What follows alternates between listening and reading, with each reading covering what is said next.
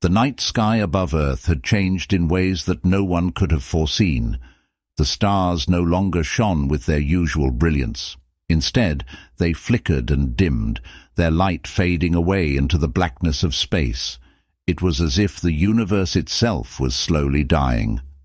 In the year 2050, humanity had colonized Mars and established a network of space stations orbiting the Earth. These stations, collectively known as the United Planetary Alliance, UPA, served as the last bastion of human civilization. Earth had become a barren wasteland, its resources depleted and its ecosystems irreparably damaged. Dr. Emily Foster was a brilliant astrophysicist stationed on the UPA's flagship research station, the Kepler Observatory.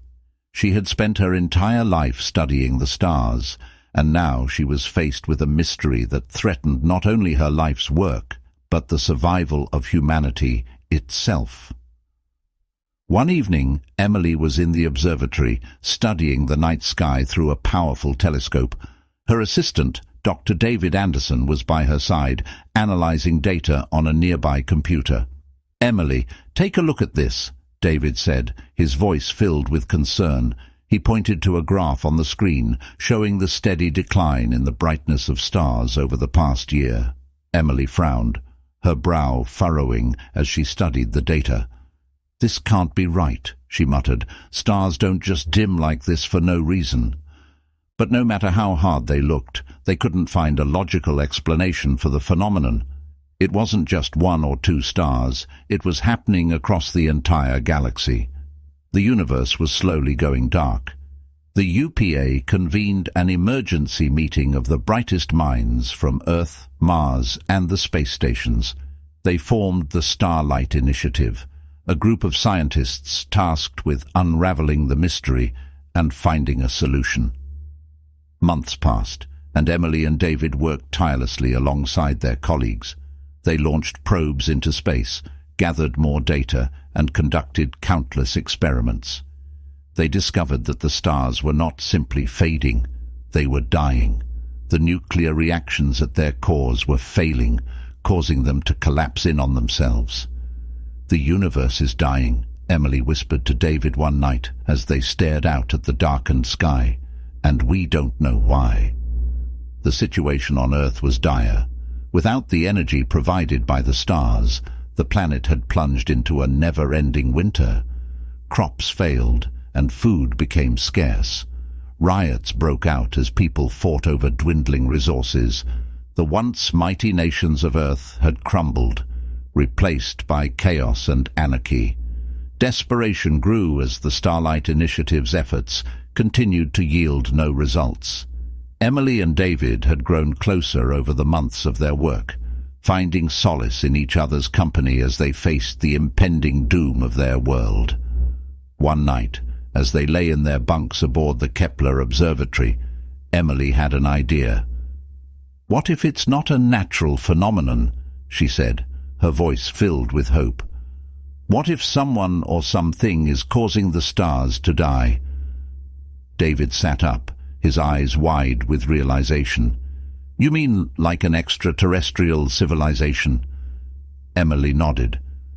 "It's the only explanation that makes sense at this point. We need to find evidence, proof that we're not alone in the universe and that someone out there is responsible for this." The two scientists set to work, using their advanced equipment to scan the skies for any signs of alien activity. They listened for radio signals, looked for anomalies in the star patterns, and searched for any unnatural phenomena.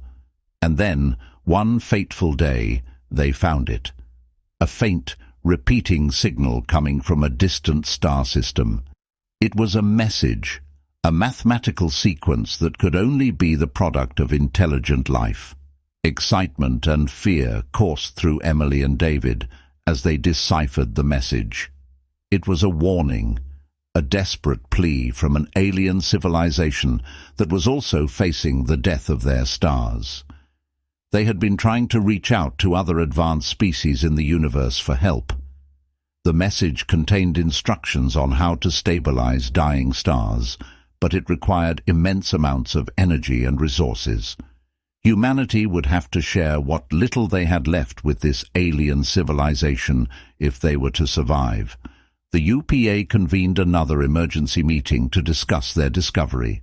The leaders of Earth, Mars, and the space stations debated whether to help the aliens or keep the knowledge and resources for themselves.